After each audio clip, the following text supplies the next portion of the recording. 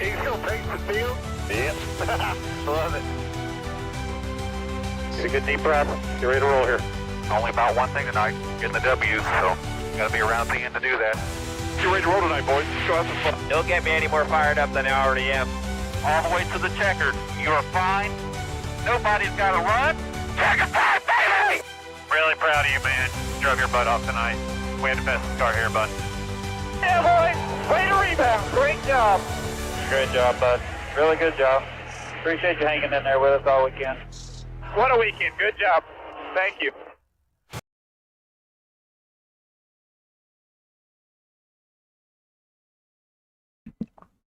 And welcome back to Racing in the Draft. Thanks for joining in on Memorial Day weekend. Man, what a crazy weekend.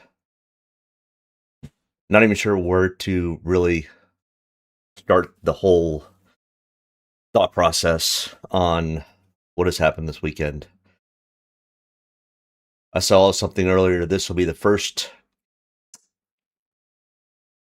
race, the first Coke 600 since 1979 that has not had either an Earnhardt or a Busch in the Coke 600. And the first Cup race since 1977 that hasn't had it. It's hard to fathom. But we move on. We remember. We go forward. Busch, in a lot of ways, was a lot like Earnhardt to me growing up. Never was the biggest fan of Dale Sr., which also meant I was never the biggest fan of Dale Jr., being a Mark Martin fan. And then when Kyle came on the scene, he was just almost too rowdy for what I enjoyed because I was a Mark Martin fan. Mark Martin was a clean racer. Mark Martin, would let a driver go by just to go get him back, 10 laps later. And Rowdy kind of changed that whole dynamic of how they raced. A lot of ways he was like Earnhardt Sr. He gave no Fs. If you were in the way, he was just gonna run you over, or move you out of the way. Immensely talented.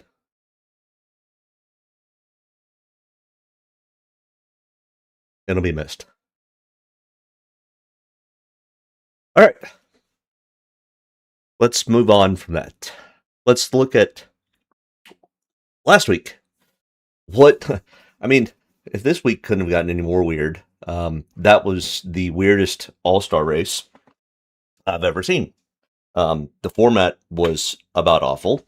I'm not even sure the drivers knew that was 3 separate races all built into one. I definitely did not know. It was not communicated to Draftkings because Draftkings didn't know. It took forever for Draftkings to update points. I literally had to piece together the entire race without having anything from what they called the second race, which was, I guess, segment 2. At the end of the day, I still ended up finishing second in the Chrome Horn somehow. So profit-wise was an incredible day for me. The format was about awful. They should have just made it a points race. And if we go back and look at the Dover race as a Dover race, it was phenomenal. Tire wear, passing, strategy, all of the things came into play. But then it got overshadowed because it was supposedly an all-star race that happened in the middle of the day on a mile-long track that the format was just insane. Yeah, they'll never run that format again. At least to God, I hope not, because if they did, if I'm Kyle Larson, I go start each segment and I go, hey, there's something wrong with the steering or something, and you pull it in and you sit there and you just wait, because guess what? You're going to be locked into the final race. For somebody like Chase Elliott, who ended up getting wrecked, didn't even race in the All-Star race. The sport's most popular driver didn't even race in the All-Star race because he got taken out in the opens or the open races. The most crazy, weirdest race or format I've ever seen. So hopefully that does not happen again. But either way, I was able to piece a really big win together. Would have loved to taken home first place in the Chrome Horn, but I'll be more than happy with what I got. But as you can see, new graphics this week. Me and the AI, I've been using Claude a lot, and OpenAI, ChatGPT, and along with my Hermes, we have created a completely new slide deck from top to bottom. This thing has been completely overhauled with new graphics. Let me know if you like the new graphics, don't like the new graphics, or hate the new graphics. Either way, it had gotten kind of stale. I've been using the same format, same graphics for a really long time. The format's going to stay pretty much the same. We just really changed all the graphics to make it more up to date, to say. But either way, so last week from the All-Star race, the optimal lineup, we had 4 drivers who were not slated to be in the All-Star race that raced their way in,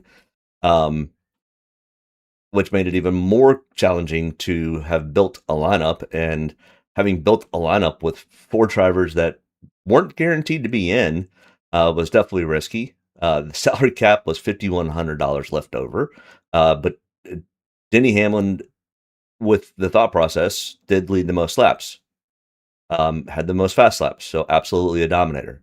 Chase Briscoe was close with 77 laps, but we had 5 place differentials, 4 value drivers, and 4 drivers that finished in the top 5, and $5,100 left over. So this is the new graphics. This is the optimal lineup up here. And then down here are the other drivers who did not make the optimal lineup.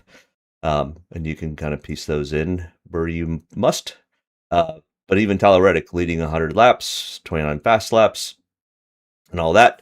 And the optimal lineup did not change because I do not use the All-Star race in the optimal lineup challenge. So Ty Gibbs still sitting up top with 7, Reddick, Keselowski, Hamlin, Bubba, Ryan Blaney, SVG.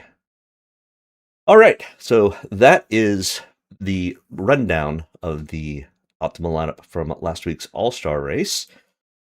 Now we move on to this week, the longest race of the year, the Coca-Cola 600 miles, 400 laps. We have 4 stages, and the stages really don't matter a whole lot for Draftkings because we don't get any points for that. But 1.5 mile track, 24 degrees in the making. It's the original mile and a half track that ended up being the pretty much blueprint for Texas and Vegas and Kansas and Texas. So it's kind of the OG original mile and a half track.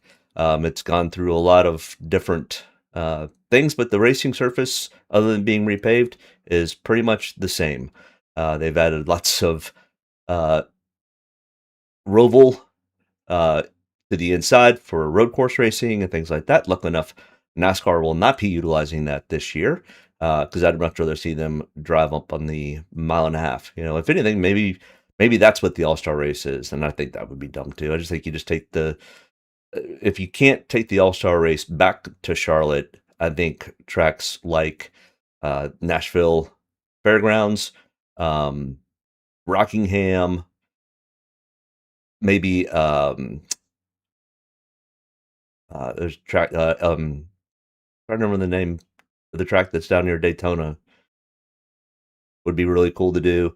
So I mean, there's lots of options that NASCAR could go and utilize that has lights, and it's more of an all-star format, and they have the open race, and the guys that are actually in the all-stars actually make it into the all-star race and stuff like that.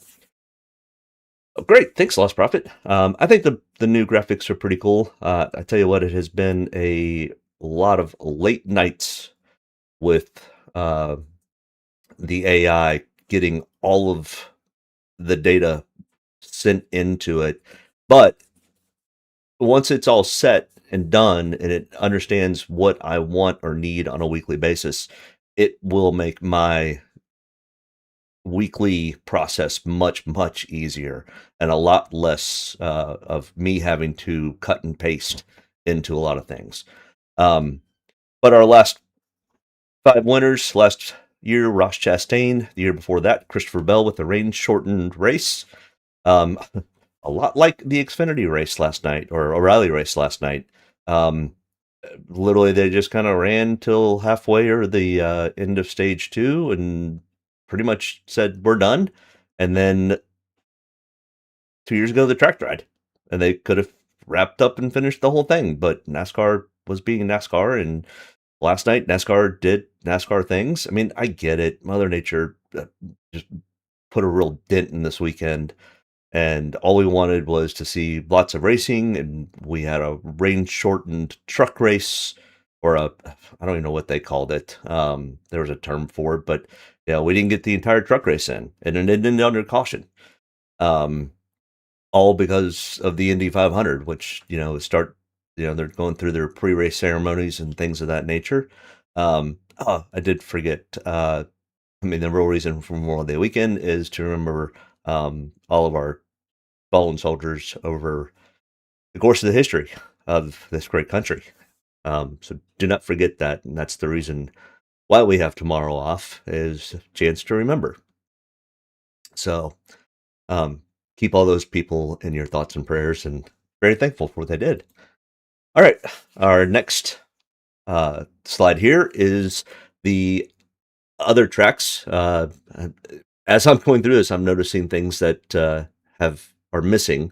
I don't have the track overview, the aerial or satellite shot of the track. Maybe we'll get that added in for next week. But either way, other tracks to compare to. I do like some of the things it did add in here, though. Charlotte Motor Speedway, of course, is the track we're racing at. 400 laps, Dominator points. Then Texas Motor Speedway has the same 24-degree bankings and turns 3 and 4, but it has been changed in turns 1 and 2, so not quite the same, but there are similarities. It is a shorter race, 260 laps. Laps led, leaders, and fast laps mirror what happens in Charlotte. Pretty cool. Down here, Las Vegas Motor Speedway, less banking, typically more place differential. So it came up with a lot of really cool similarities and differences for the 4 tracks that we're comparing to. So actually really, really kind of cool how this kind of all got laid out. And maybe we put the graphic of the aerial shot in, or maybe we don't. Not real sure. And the other thing it is missing here is Kansas and Las Vegas do have progressive banking, so the banking does increase the higher into the corners you go. So I'll have to. There's gonna be lots of little things that I'm going to sit here and go, oh, I need to get that edited or fixed. So just bear with us as we go through all this, because I'm catching little things that I happen to miss. But this was a huge undertaking this week. So just bear with us. Our optimal lineups from Charlotte. This is what we always look at for our optimal lineups. And pretty much what I did was have it use the trigger of about $8,500 or more as the cutoff threshold that we need to look at for points when it comes to the top 15 or maybe making into the optimal lineup. So last year's optimal lineups, William Byron leading 283 laps, dominating the race, 145 points. Chase Elliott 61, but Ross Chastain at $9,000 was the least expensive driver and got 88 points, coming from 40th to 1st. So right there, we're at about 80 points. And then we see we've got 2 drivers under 7,500, which would be considered our value. And then Brad Keselowski at 76. So then the 2024, the shortened race was 24. Yeah, Christopher Bell winning early. So it was not 400 laps. So that needs to get changed.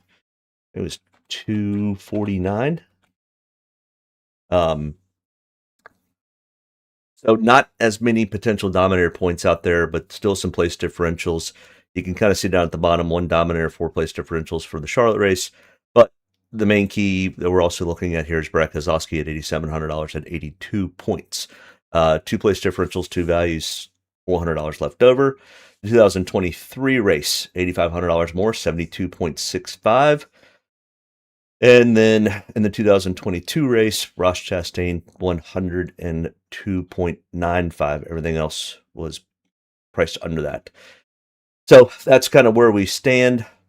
2022 was definitely the first year of the next gen era. Wild race all the way around.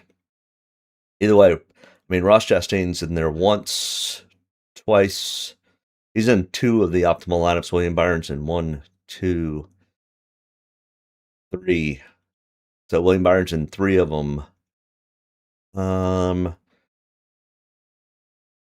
Brad Keselowski's in there a few times. These are just names to potentially remember. If they're making the optimal lineups year after year at the same track, it typically gives an indication that they're pretty good there. So we're looking at about the 70-ish mark. I mean, we had Ryan Blaney down here at $8,400 at 128 in points and had 163 laps led. So it's always interesting to kind of go back and look to see what points are needed to get to the optimal lineup and the price tags, the values, and things of that nature. That's why this is added in here. All right, so this is a little bit different look to the starting position breakdown and where the points came from.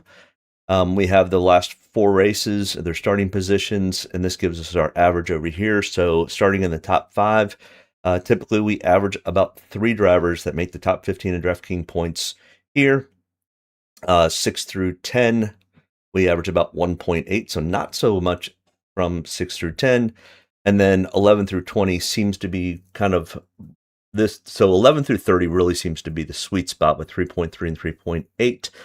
But the 15-point total comes out to be about 43, 44 points. So that'll be important to remember when we start to go through our calculator. And we've got a new calculator. It's actually quite fancy. The AI really came up with I think a really, really good one for that. In fact, I'm going to have to figure out a way to get it onto a website, or a way for everyone to potentially use it. So if you don't like something I did or said, you can go in and change and make your own. That hopefully will come in the next few weeks. So make sure you join the Discord. The link is down below. A lot of those types of things will be in there. I'm always posting up updates all throughout the week, best I can. I still have a full-time job and family and all that fun stuff in life. But I do have the AI posting some stuff in there. And then, of course, during the race, I'm kind of going through cautions and breakdowns and where I'm seeing and hearing things. I'm kind of posting in there so I have more of a historical data on what happened during the race this last time. And I do that inside the actually the races has a little spot. It's got qualifying and practice and content, which will be all the podcasts that come out this week and their summaries. But I'm posting it in the general section. Lost Profit says excited for all this stuff. A site would be incredible. Regardless, much appreciated. Yeah, you're more than welcome, Lost Profit. It does a bunch of things. Number one, it got me to learn how AI really works, doesn't work, what are the benefits. And just because I really did not know a whole lot about AI, and I know that regardless of your feelings on it, it's going to happen.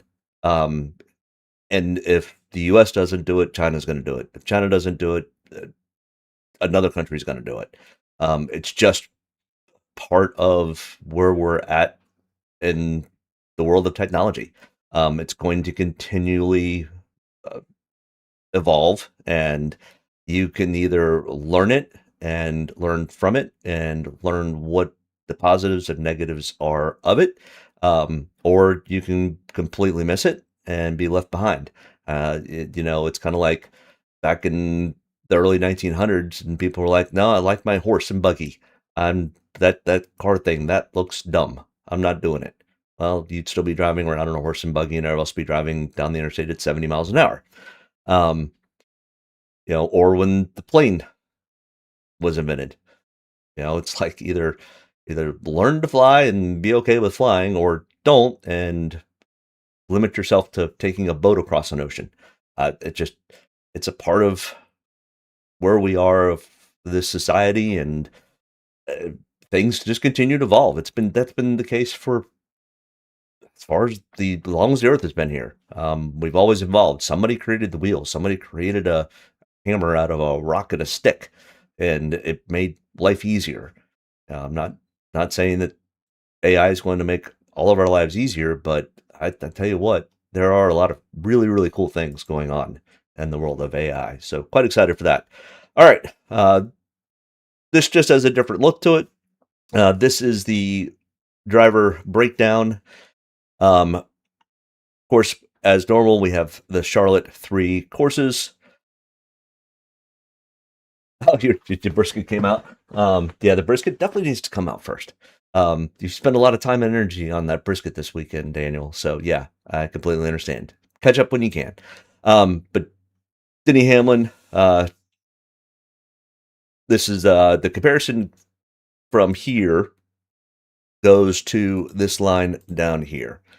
So the last 3 Charlotte Oval races, the Kansas race from earlier this year, and the Las Vegas race from earlier this year.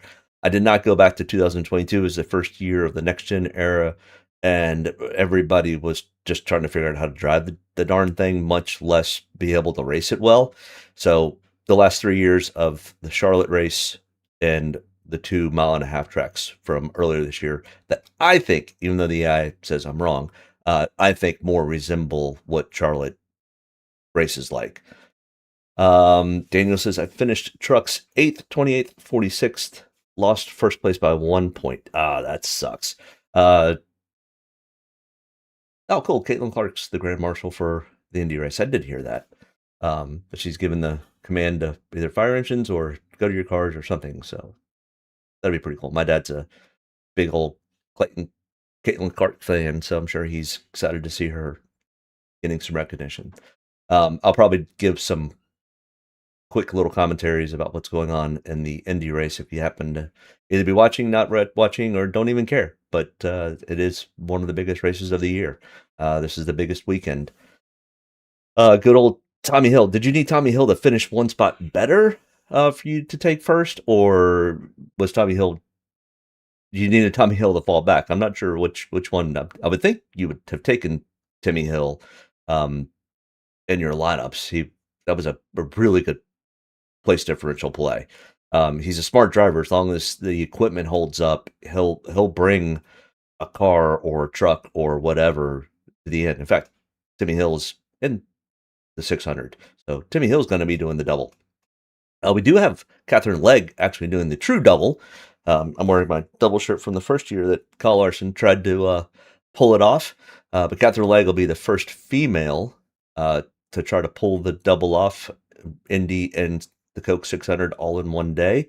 I wish her the best of luck. I think it'd be really cool to see her get as many laps completed as possible. I think her equipment at Indy is probably enough for her to, as long as she, has the equipment there at the end, the speed in that car should be enough to get her all the way through the 500. That may be a little different for the Coke 600.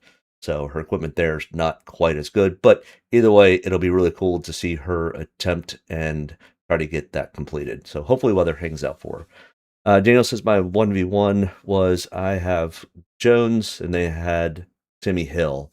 CJ finished better, but Hill, yep. Yeah, I think Hill was the better place differential. I think he was starting dead last. So just something to put in your thinking cap. Timmy Hill as a driver will typically get his equipment to the end. Question is whether his equipment can make it. All right, but back to Denny Hamlin and this sheet here. 11,500, starting at 11th. Of course, like I was saying here, the 5 races translate to this spot down here. He's got 1 win at these 5 races, 3 top 5s, 3 top 10s, 4 top 20s, a 56.2 DraftKings average. Best and worst is 1st and 35th. The Charlotte race from last year, he finished 16th. His total race stats at Charlotte, not including Kansas or Vegas. This is just for Charlotte. 34 total starts, 1 win, 12 top 5s, 21 top 10s, 27 top 20s, and a 10.3 average finish. I did notice it does not have the average running position. So I need to make a note of that and have that added in because I think that's a very valuable piece of knowing how good a driver is, because sometimes their finishes are bad, but their average running position is way better. So I just definitely need to get that added back in. All right, so the practice, they did get practice in, they did not get qualifying in. They are lined up based on the NASCAR qualifying matrix, whatever that is. It's a combination of about 4 different things, and I can remember, but I don't remember right now exactly what it is, and I don't want to just be wrong. So it's a matrix system. It's where they finished last week. It's the owner points. It's I don't know what the rest of it is, but there's like 4 factors that go into it. It's how NASCAR puts half the drivers in one practice group, the other half in the other group, and then it's how they qualify. And that does matter because the first car out in qualifying usually picks up a lot of the rubber off of the racetrack, which usually gives them a slower lap speed. And then as the practice as the qualifying goes on, the track picks up speed and is more grippy. So lots of engineering and physics that go into all of that. And you can go back and listen to some of the other past videos I've done. We kind of break that all down. 40 more minutes on the brisket. Cool. Yep. Yes, the resting part is absolutely necessary for a brisket. I mean, that was my old life. I was in restaurants for 34 years. I owned a brewery and pretty much a smokehouse. We had smoked wings and ribs and brisket and pork and all of the things. So I owned that for about 8 years and sold it and then moved to Richmond. Now I do Draftkings. No, I wish I could do this as a full-time job. It doesn't pay quite enough, or it's not at least guaranteed to pay enough. Okay, practice sheets look, for the most part, pretty similar. And actually, AI was able to generate all of this and pulled all the data for me. So this saved me a lot of time on getting that into this sheet. It took a long time to get it to where it was looking correctly, but same type thing. What we went with was the fastest 1 lap, which was Ricky Stenhouse Jr. He is in the red line, as you can see. Hopefully, I don't know how small of a screen you've got. The best 10-lap average, it says Kyle Larson. I could have sworn the 10-lap average is Michael McDowell. It may have made a mistake here, but I could have sworn that the 10-lap average was Michael McDowell. Let me go look real quick at my sheet. Cook 600, practice. 10-lap average was Michael McDowell. I'm not sure why it put in Kyle Larson, other than maybe it knows I like Kyle Larson. I don't know. Kyle Larson didn't even do a 10-lap average. Or did he?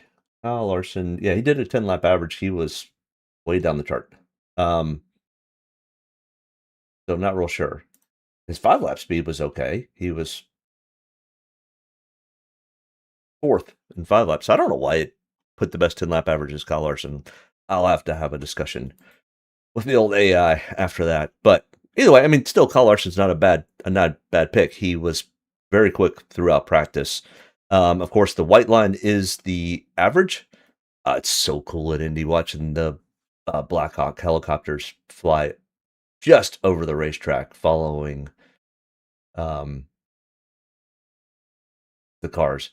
That's so bad. So I don't know if those are Apaches or Blackhawks. Definitely did not know my military equipment. I just know that those are really, really cool. And that is a really cool shot. Blackhawks. UH-60M Blackhawks.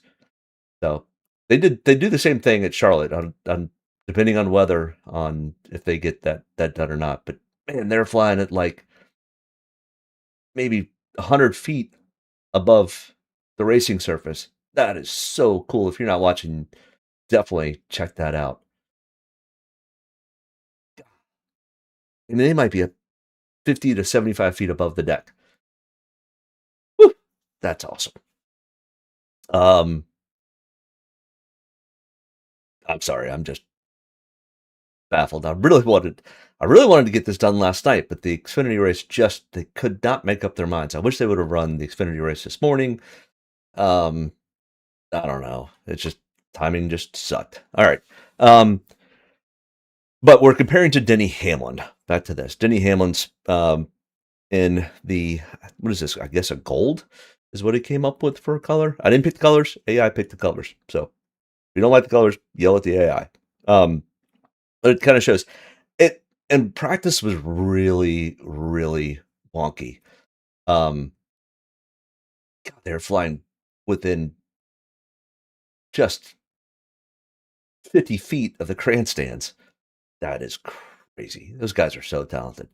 All right, so that's practice. Sorry, I keep getting distracted. All right, so now for one of the coolest pieces to what AI came up with.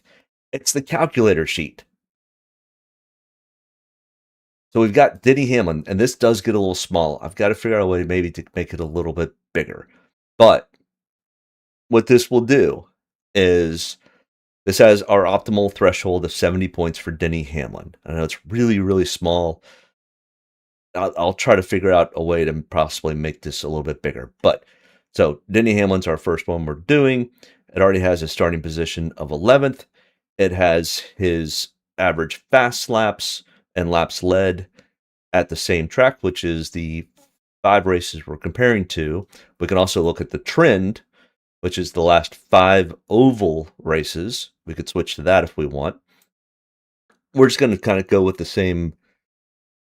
Hey, thanks, family man. Appreciate you tuning in. We're just kind of talking a little NASCAR and a little Kyle Busch and a little really cool stuff going on in Indy with the Blackhawks and Fire Engines and Caitlin Clark and Ron Krakowski and all the fun stuff. But right now we're looking at the new improved calculator. And this gets really, really cool because once we get a few drivers in, it really even gets more fun. But so it's already got a starting position of 11th. It already has his average finish of 8th. Now, what that will do is if he can get to his averages, laps led, and I don't like that it puts a point in there, so 67. I got to talk to it about that. But 67 gives us the 36 points for the finishing position, 3 points a place differential. Fast laps, which is 27 times the 0.45. The laps led of 67 times 0.25 gives us a total of this. Well, our optimal threshold is 70 points. So does one spot get us there, move him down to 7th? No, it gets to 69.9. Does 6 give us there? Yes. I think Denny Hamlin's probably a top 5 type driver tonight. And I think the 67 laps might be even a little bit on the low side. But we'll keep the averages there because I think just a top 3 finish will put us there for Denny Hamlin. So once this is all said and done, and we think that this is where I think he's potentially going to end up today, I hit lock into the sidebar. it moves up here to the sidebar and locks this driver in. And then it'll show our rankings at the end. So as we build this out, it will put the top DraftKings points getter that we've decided on at the top. It'll tell us if they're potentially optimal and if they're potentially in the top 15. So freaking cool. This probably might be the best part of what the AI came up with this week. The graphics are really cool and all that, but this calculator, I think, is game changing. So, all right. Tyler Reddick, next in line here, $11,000 starting from the pole position, because why not? He's the points leader.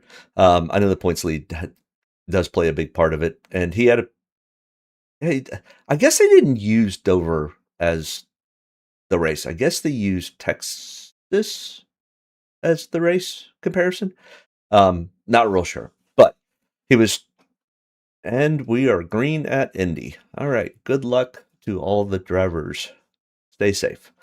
Tyler Reddick, $11,000 starting first, 24th in single lap of practice, 25th in 10 lap average. So practice laps were a little wonky.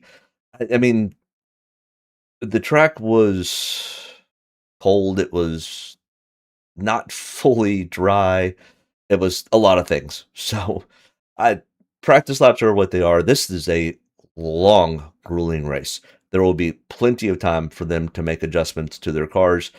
I think the 45-minute practice time that they had, it's nice to know. At least we know that when the trucks or when the cars get on track, they should all at least race fairly good for the start of the race. And that's the great thing about Charlotte is it is extremely temperamental to temperature, sunlight, all of those things. So going from day to night, having it be rainy and cool all week down there definitely is going to add a lot of dimensions. So if you all of a sudden you're like, my driver's really not doing well in the first 100 laps, just wait. It all changes. But Tyler Reddick, his practice speeds, he is in the gold again. He does improve throughout practice and does get above the average line. Like I said, he's got 1 win for the 5 races we're comparing to, 3 top 5s, 3 top 10s, 4 top 20s. At Charlotte, he does not have a win yet, but 2 top 5s, 5 top 10s. So pretty consistent here with a 9.5 average finish over the 7 starts. So now let's go back to our chart. I'll click on Christopher Bell. Starting from the pole position, his average finish is 9th. I don't know why I changed his optimal to 60 points. It should be 70. The change? Nope. So it needs to be 70. We'll just have to remember that. And I'll talk to the AI about fixing that. So it should be 70 is what we're shooting for. But first, the average is 9th. Laps led 7. And fast laps. If we look at the trend, it does improve slightly. Should be 19. But starting from the pole position, Tyler Reddick has been an absolute beast on these 1.5-mile tracks. He's been in or leading or about to win almost all the 1.5-mile tracks so far this year. So I absolutely think his finish is much better than his average. And I think he has a great potential to lead a fair amount of laps at the very beginning. We'll put it, I think they're going to probably try to split stage 1, 50 and 50. You could probably stretch it out a little bit, but I think 50 laps, the tire wear is pretty significant. So we'll just say 50. And with the fast laps, it probably gets to at least 25. So a top 5, that doesn't quite get us. It gets us to 62.8. like I said, the computer is thinking that the threshold is 60. It's actually 70. So 62.8 probably won't be quite enough to put him in there, but we'll lock him in at 62.8. So once again, we'll go look at the ranking system again, and it still shows, okay, Denny Hamlin top, Tyler Reddick at the bottom. And you can always go and start to play with this a little bit. If we think all of a sudden Tyler Reddick's going to finish first and do all this, you could lock it in at 68. Still not quite above Denny because Denny's got the place differential. But let's continue to build out, and we'll see what we come up with at the end. That's kind of what I'm excited for, to see what we come up with later. All right, next in line here, Kyle Larson, 10,500, starting in 18th. Practice speeds were 6th on the single lap, 29th in the 10 lap, and the AO was completely wrong. He was not fast 10 lap. I will be having a discussion with it later. Kyle Larson in the last 5 races we're comparing to, I remember he was trying to attempt the double. So 2024, 2025 are a little bit wonky because your focus isn't completely on Charlotte or Indy. It's both. So, and then he never even raced the 24 race. Didn't get credited with anything. So it's really only 4 races that we're comparing to. So it has an average finish of 13.9. Why doesn't it have his average finish here? This page I need to work on a little bit. It's okay. And he finished 37th last year at the Charlotte race. So yeah, I think not attempting the double will be beneficial for Kyle. Starting 18th, great potential for place differential here. We've got a lot of drivers that this is. So out of 15 total starts at Charlotte, 1 win, 3 top 5s, 6 top 10s, 8 top 20s, a 13.9 average finish. If we looked at his practice sheets, it moved Michael McDowell up here. Hey, look at there. Maybe, does it finish with Michael McDowell later? Nope, it switches back. Okay, so Michael McDowell is the comparison for Kyle Larson. Okay, great. But Michael McDowell is in the blue. Kyle Larson is in this gold. So it did keep the gold as the driver we're looking at. But Kyle Larson's as good as average across the board. It did get a little wonky. I think they had a slight red flag rain delay for a mist that came down the track about lap 22, 23. That could be what that spike is. Kind of see this with everybody. It kind of spikes there a little bit. But nothing real telling here. It's what you would expect from a Larson or Reddick or any of the guys that are really quick at these tracks. So let's go back and look. Average finish of 13.9. Let's look at the trend lines here. Let's go back to our calculator. Punch in Kyle Larson starting in 18th, average finish of 12th for the same track type. And then the trend is 15th. So we'll kind of stay around the 12. I need to tell it to keep the laps led to single, not decimaled. It still has the optimal threshold at 60. I think it needs to be closer to 70 for these guys, at least over 10,000 or 9,000. So just have to keep that in mind when we're looking at it.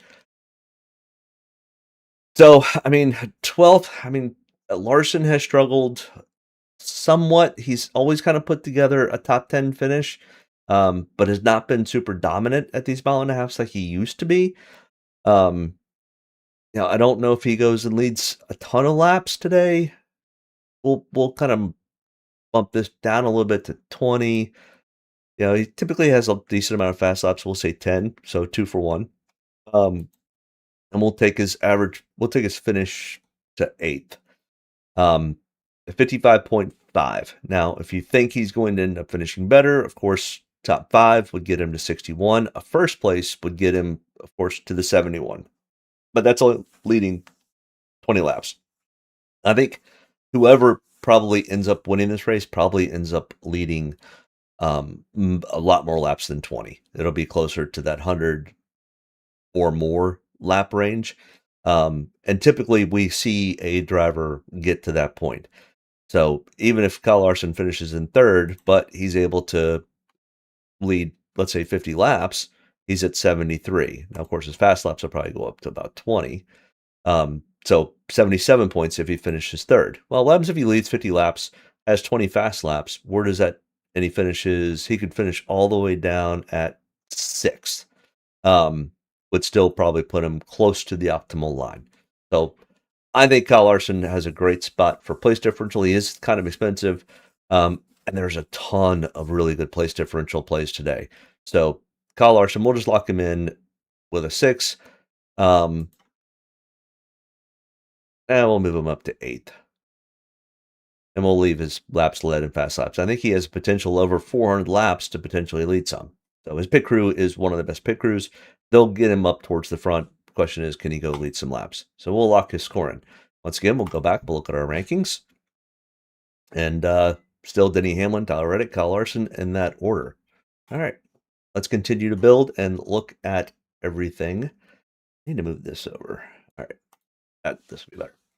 All right, so Kyle Larson's out of the way. Ryan Blaney, 10,200, starting in the 6th position. He was 4th in single lap, 20 and 10 lap consecutive average. He's got 1 win for the 5 races we're comparing to. Now, here's the tricky part, and I don't really have a full deal for where Penske is with their mile-and-a-half package. They struggled really badly at Kansas, Vegas, Texas, Darlington. Their intermediate track package has really been rough so far this year. Maybe it's gotten better. There's no real indication in practice that it was great. It does seem to be at least a little better with 4th and 20th. But his average finishes here at Charlotte are not super. I don't have his for the 5 races we're comparing to. Oh well. But his total 14 starts, he's got an 18.1. Then his practice speeds, he's in the gold here. He's starting 6, so he definitely needs to run better than average. I mean, Ryan Blaney is really good about saving his tires. Tire wear is going to be a pretty big factor. And then we're going to start to run into strategies if we have long green flag runs on when guys decide to pit early, not pit later, those types of things. Fuel mileage should not really come into play. Of course it could, but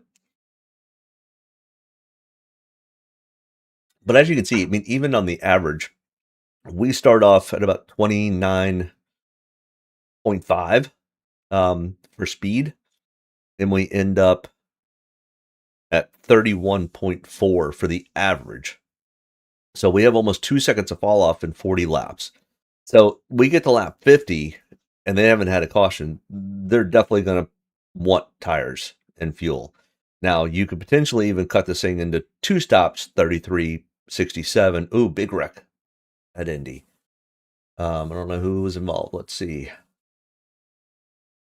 You probably just can't tell. These cars all look kind of the same. I mean, they're different colors. So I guess if I watched Indy all the time, it would be an indication. But that looked pretty gnarly. I mean, these guys are flying. Everybody appears to be all right. All right.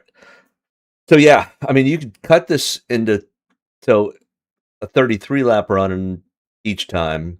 So you come in at 33, you come in at 67, and then you'd come in at the stage break. And a 30.9 compared to a 31, it probably goes to almost 32 by the time you would get to lap 50. So you're going to shave off probably a second per lap over that 10-second run. Is that enough? Maybe. But by somebody doing one stop, I mean, you're talking about a 45 second interval to make that pit stop. The question is, if you're only going to make up 10 seconds, it may not be worth it to come that much earlier. But because you gain potential 10-second there, you also gain probably almost a second and a half for the 10 laps. So if that's the case, you're looking at 20, 30, 35 seconds, where it cost you 45 seconds to pit. Maybe. Was leg in it? How much weight are we putting into practice? Unless it. Oh, I think that is her that hits the inside wall. Yeah, that's okay. She's done. Was that her that spun down to the inside, or was that her at the top that spun? That's Ray Hall. He drives through it. Yeah, I'm waiting to see if leg was involved or not. I gotta hope not. I hope she is able to get at least make it. Nope, she's done. She's out of the car. Oh, she can make it to Charlotte with plenty of time now. Yep, she's had about the same luck as Kyle Larson has at this thing. God, just so tough to get that whole thing done. She made the right decision by trying to miss and barely got caught. Yeah, that stinks. Well, we'll see her in Charlotte in a couple hours. She'll have plenty of time to get there now. How much weight am I putting into practice? Not a ton. It's much more if we see something really egregious. Because it's 400 laps and we're gonna pit on the low end 1, 2, 3, 4, 5, 6, 7. We'll have 7 pit stops at minimum over the course of this race. Could be on upwards of 3, 6, 9, 10, 11 pit stops in this race. So on the minimum, we're looking at 9 pit stops. On the other end, 11 or 12 pit stops, which means just an absolute ton of time to make adjustments to these cars to make them faster. Also, because of the conditions during practice, it's the temperature is going to be warmer today. Still going to be a cloud cover. The question is, does it rain? Does it not rain? There's a 55% chance that it rains. And now we really throw this thing into a real hot mess. Do they get to halfway? And that throws the whole potential of, I'm basing it on we're going to get the whole 400 in. They're going to do everything they can, especially after shortening the truck race, after shortening the O'Reilly race. I think NASCAR is going to try everything they can to salvage getting 400 laps in. I think it just needs to happen. So I'm not going to build my lineups based on this is going to be a shortened race. Which means practice means something, but not a ton. It's like, okay, we shoot the car out, the car's in decent shape. We're not seeing any problems with the brakes. We're not seeing any problems with the overall handling. We're not seeing any problems with the steering, those types of things. So at least I know the car's gotten a good shakedown and should be okay for the race. So that's kind of where I'm more leaning into practice. Now, when we get to a regular weekend, everybody's headspace is a little wonky right now with losing Kyle and the weather and all the other stuff that's wrapped around this. I mean, these guys will be all right once they get in the car. They're professionals. They'll make it happen. So yes, am I putting some weight behind practice? A little. Not a ton, because you guys have to remember the lineup had already been set. They had already canceled qualifying. They were just letting them go do practice. So at this point, we're not basing anything on one lap speeds. We're looking more at the long-term laps. So, I mean, I think there is some things that you can take from it, but I would not put a whole lot of weight. It's much more of the history of mile and a halves and the current state of mile and a halves, which would lean a lot towards Tyler Reddick, Denny Hamlin, can Hendrick is great at the Hendrick cars are great at making up speed throughout the day, especially at Charlotte. Briscoe's typically pretty good here. Ty Gibbs has been really good at mile and a halves. Does Penske still have troubles at these intermediate tracks? All of those kind of come into play.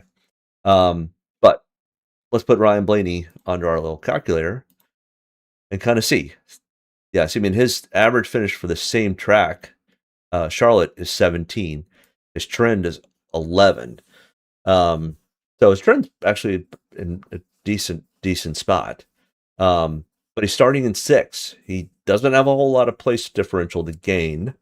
Has some to potentially lose. Daniel says, unless a mechanical issue or he gets caught in a wreck, I expect a masterful performance by Hamlin. He handles his tires. He'll ride. Honestly, this looks very potential to be another Denny Hamlin, Chase Elliott shootout type of race with Reddick doing Reddick things and being there at the end. Briscoe's good at these mile and a halves, and although Briscoe the rest of the Hendrick bunch potentially can be there also.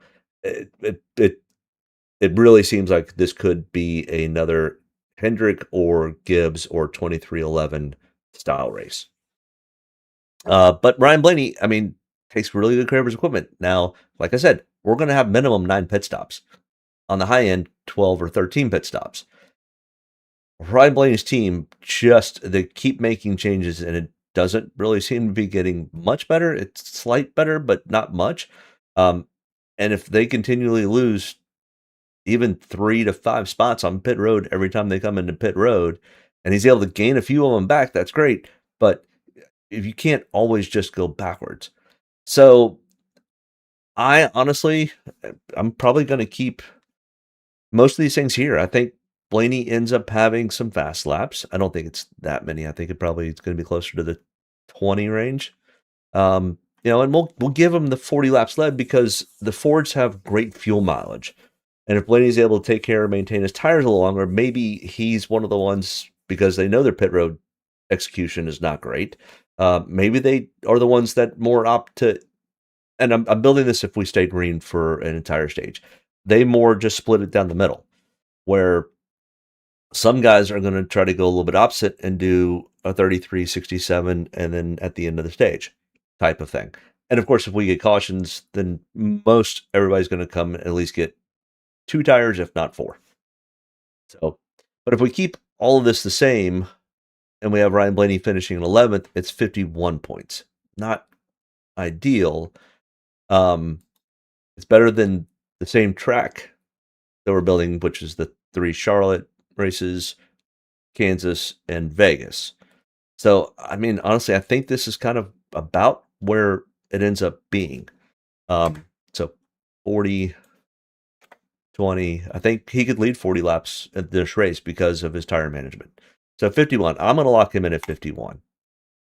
What tournaments for this long, probably chaotic race are you looking to play? I really want to play the Chrome Horn, but you have to be optimal for a race. Yes. I'm still playing 20 lineups on the Chrome Horn. That's where I won my money last week. That's where I've won most of my money. You just have to go in with it going, there are how many thousands of people playing in the Chrome Horn? All playing probably 20 lineups, because it is, yes, $80 to dump into one tournament can be expensive. I get that. I think actually the Chrome Horn looks like it might already be full. Is that right? No, it's still there. There's still 9,000 spots left. There's 29,000 people eligible. There's 29,000 spots for it. Now 20,000 to first place. Pretty good. Whereas the $20 buy-in for the burnout, now if you try to do 20 lineups on that, you're spending $400. First place gets 100,000. I don't have that kind of money. There's a $600 soda fountain, 100,000 to first place with only 667 people that can enter in. It's insane. I won money last week, but I'm not. What does that even look like? $600 entry. You have to finish in the top 144 of almost 700 to get your money back. And you can do up to 20 entries. That's insane. That's crazy. I mean, even I won money last week, and I don't have enough guts to play in a $600 tournament. Yeah, can't do it. But no, I'm playing Chrome Horn. I'm playing in the $1.20 max. I'm playing in the Lug Nut. I think I'm doing 5 in the Lug Nut. I'm doing 3 in the Burnout and 2 in the $33 tournament. So I'm playing what I normally play. I did not change much of anything. 28, yeah, 20. I got 1 in the soda fountain. Is that the 600? Do you really? Wow. Good for you, dude. That's crazy. I hope you nail it. I wish I had enough gut. And I'm playing with house money right now. I still just don't have enough gut to play $600 tournament. Good for you. You definitely have to let us know how that goes. Wow. I'll be rooting for you. That would be insane to nail that one down. So needless to say, I don't love the Ryan Blaney play. There's not much of a place differential. I don't know if he's going to be able to get out front early. So I don't know. I think the laps led that he gets is going to be on long runs where everybody else pits early and he pits late. Username is Euro powered. Okay. The problem is I don't think I can watch the tournament unless I'm in the tournament. So that makes it a little tricky. But yeah, I would, like I said, I wish I had enough guts. I don't. Yeah, good luck. Okay. Guess you're gonna have to, and no, I am not going to have to enter that. Now if I could take home another pot this week and get another $3,000 or $4,000 built into my kitty, maybe I start playing some of those big tournaments. I mean, the nice thing about those is you're playing against guys that, number one, really know what they're doing. Number two, if it doesn't take a whole lot to win a lot of money, but you could also lose a lot of money real fast. All right, Christopher Bell, $10,000 starting in 17th. He was 7th in practice, 6th in 10-lap run. It'll be interesting to see the chart. That's the other thing with AI doing all these charts for me. I don't necessarily sometimes look at everybody's speed chart. So it'll be interesting to see what that looks like. Bell in the last 5 races we're comparing to has got the 1 win. He got the 1 win at the 249 lap. The Coke 249 or whatever it was that rained out 2 years ago. But he's got, over the 5 races that we're comparing to, 2 top 5s, 3 top 10s, 4 top 20s. He finished 8th in the Coke 600 last year. 7 starts. He's got that 1 win we just talked about, but 4 top 10s out of 7. Pretty consistent with the 15th place average. You'd think Draftkings would hurry to pay out from the truck race. Have they not started paying out yet? Yeah, it doesn't look like they started paying out yet. Yeah, you would think. I mean, it doesn't, and it wasn't like it was super controversial. of a finish. I mean, they finished under caution. Yeah, and I take it back. One of my contests was I had the 25% bonus in on the $33 contest. So that'll get bumped up to another 12. So I made almost all my money back from the truck race. Yeah, it was a crazy Friday afternoon dealing with learning all the stuff about Kyle and rain, and they moved the race up, and I'd already blocked in all my things, and I was working, and yeah, Lost Profit and Daniel and I were definitely scrambling Friday afternoon to get entries in. I think Daniel, you still even missed one, right? But either way, so practice speeds for Christopher Bell 29.4. This is fastest, so I mean, not bad, not super fast. Let's kind of look and investigate. Gold. I mean, he's definitely kind of all over the place. I mean, I also think they were trying to hunt for speed. I think they were looking at what the resin was doing to the track. Yeah, they did put resin all over the track. The top groove, once it gets kind of worked in, is going to be. We're going to have 3-wide racing in the corners. It's going to be I think a phenomenal race if we can get the whole thing in. So yeah, so let's put him on the calculator real quick and kind of see Christopher Bell. Starting in 17th, the trend is 23rd. The average is 7th. We'll kind of stay with that average. Let's see. The average is 24 and 44. So if he just gets to his average, he's already right there. Now, I mean, Bell was leading laps at Texas before he got taken out. So they definitely had some speed. We'll move him down to laps led of 40, fast laps of 20. We'll go to 2 for 1. And I think a 7th or 5th would probably get there. We'll stay at 7. That's what his average is. So we'll lock that score in for Christopher Bell.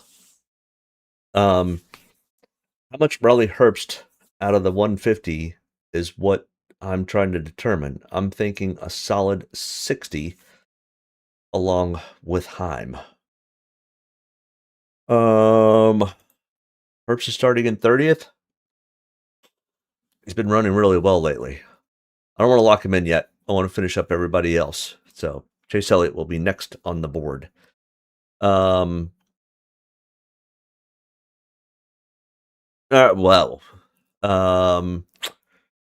Chase Elliott's speed was not good in practice. He is starting from the 16th. I mean, you also have to remember these guys' headspace yesterday.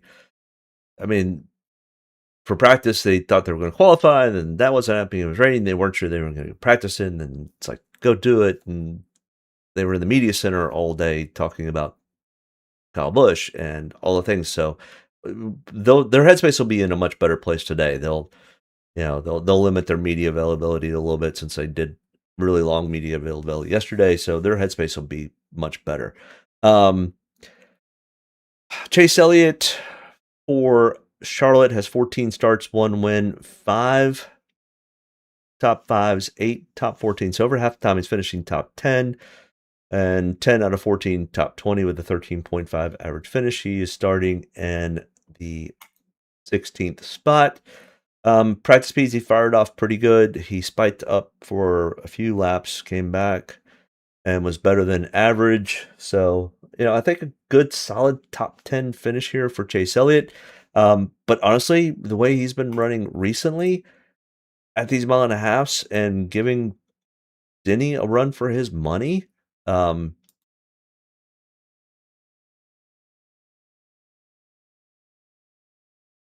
let's see. I think he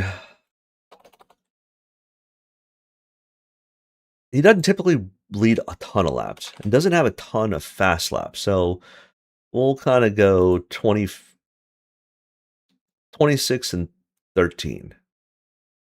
And we'll give a good solid 6th place finish.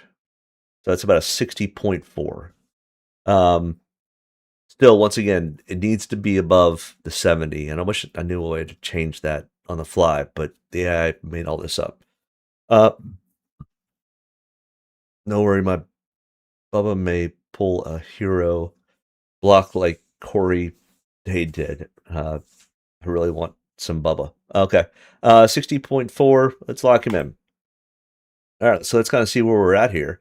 We got Denny Hamlin, Tyler Reddick, Kyle Larson, Christopher Bell, Chase Elliott, Ryan Blaney, all currently in that top 15 type spot. So, all right, let's keep building here. We're an hour and 10 in. We are lap 34 of 200 in the Indy 500 with Colette leading and Connor Daly chasing him as your Indy update. All right, next in line here, William Byron, 9,500, starting from 31st.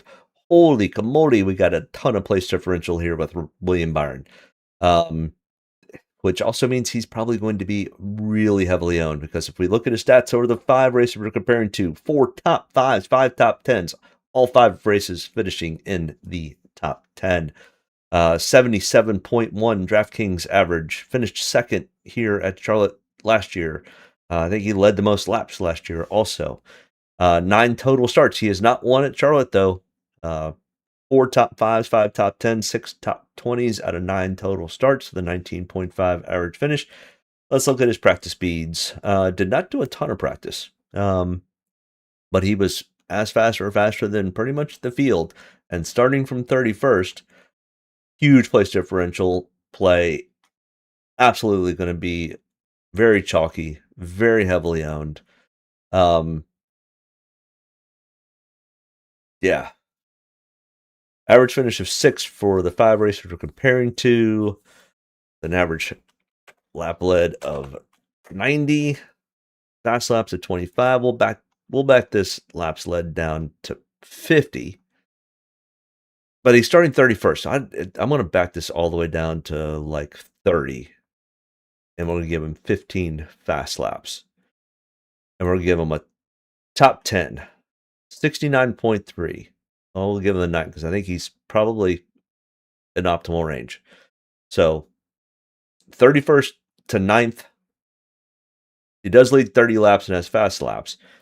What happens if he does not lead any laps? We're not going to lock that in, but if he doesn't lead any laps, but has the, let's say, 7 fast laps, but he's able to make it up to 9th at 60.4. Not bad. I think we'll bump this to 13, and we'll go to an 8th place finish, 65.1. All right, we'll lock him in at that spot. Kind of where I think this falls in for his play. Did Daly take the lead while I was talking? Nope. Colette's still in the lead. Are they just battling back and forth? Oh, Colette's a rookie? Well, tells you how much I follow IndyCar. I mean, I love watching this race because it's just cool racing, but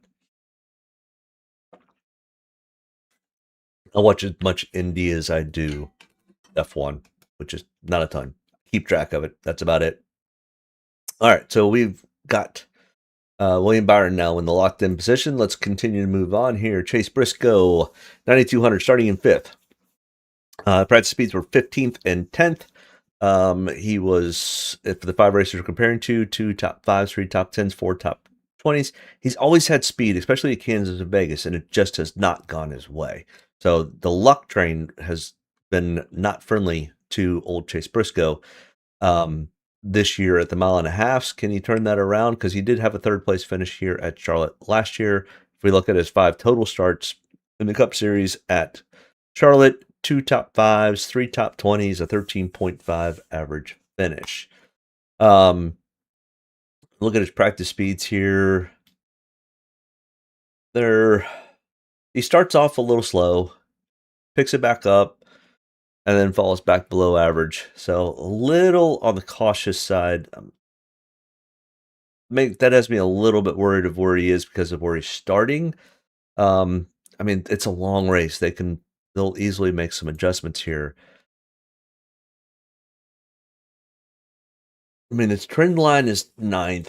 His same track comparison's 18th.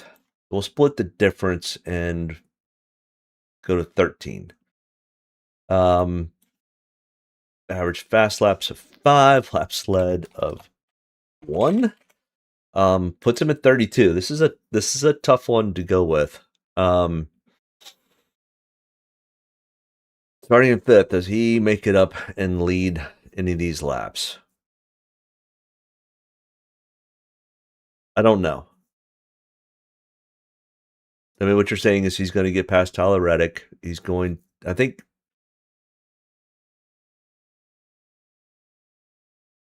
Let's see. I mean, the other part is you have Tyler Reddick and Ty Gibbs starting pole and outside pole. I'm not that worried about SVG. I'm not that worried about Michael McDowell. Ryan Blaney starting right behind Chase Briscoe, Buescher, Cindric, Dillon. I mean, Ty Gibbs is going to give Reddick a run for the money early. I think Ty Gibbs could potentially even be there at the end for this thing. But Chase Briscoe,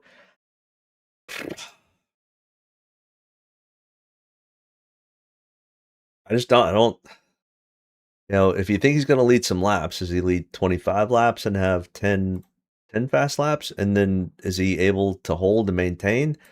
I mean, even if he can make it in a night, that's 45 points. Yeah, I mean, I don't love the laps led, though. 10, 6, finishing 7th, 42.2. I'm going to lock him in there. I don't love the Briscoe. Briscoe can lead the second part of stage 1. Could, but it's Ty Gibbs. I mean, you got that. That's going to be his competition in front of him. It's going to be Reddick and Gibbs. So Gibbs is next on the board. So let's take a look at Gibbs's driver card here. $9,000 starting in the outside pole position in second. He was 8th and 18th in practice. He's got 1 top 5, 3 top 10s for the 5 races we're comparing to. Probably those 3 top 10s, or 2 of them are coming from the Kansas and Vegas race. Worst he's finished is 26. Best he's finishes 5th. 3 starts at Charlotte with only 1 top 5 or top 10. I mean, but as we know, he has 7 optimal lineups so far this year. He is leading the pack with the most optimal lineups. His practice speeds, and they're kind of all over the place. And then it looks like towards the end, I don't think they only had 1 set of tires that I know of. But they definitely kind of made some adjustments, and he came back out and fired off decent. Yeah, I mean, I still think Tyler Reddick takes this lead early and just holds on to it through whatever it may be. If it's 33 or 50, or maybe if there's a caution early, I don't think Tyler Reddick comes in unless he's got a weird feeling about his car. But he's gonna stay out and try to hold and maintain the lead. I mean, maybe Ty Gibbs gets up front at some point, maybe stage 2, stage 3, somewhere in there. I mean, he's going to have a great pit selection. He's going to be able to get in and out of pit road pretty quick. His pit crew is actually pretty fast also. But starting in second, let's put him at a 4th. Let's give him 25 laps led. And 12 fast laps? I mean, for the 20 max, this shapes up to have a super tight player pool, and they have a shot on each of these fringe dead zone guys. Yeah, I think there's enough guys with place differential. I mean, a William Byron is going to be a pretty chalky play. But it's kind of almost one of those, you damned if you do, damned if you don't. And so you just almost have to kind of go with the crowd. Now, for like the $600 entry that Lost Profits in, I I think you almost have to put a William Byron in. It's not like you have to, but what that is a cash tournament type play. It is not a GPP. Small field, high stakes. Uh, you don't want to take a whole lot of risks when you're doing that, and that's going to be the case all the way across. I mean, unless you're a multimillionaire and $600 is like me playing with $5, then it changes everything. But I don't have that type of money, so I just have to look at it as I'm playing in a small field tournament, like the $12 tournament with a couple hundred people in it. Then it's all you need to do is be safe, get a good solid score, and maybe it's enough to get you the win. But Ty Gibbs, second, maybe a fourth. I mean, he has been finishing these races really well. Gets some laps led, gets him to a 51.6. At $9,000, he's probably still going to need to be at least in the 60-point range. I did not get a chance. I don't like Bert's giving me this optimal threshold of 55 points for Ty Gibbs. That's not correct. I think it's going to be at least 60. Now the question is to get to 60. If you don't think he's going to win, he's going to need to lead some more laps. Let's say he leads 40 laps and has 20 fast laps.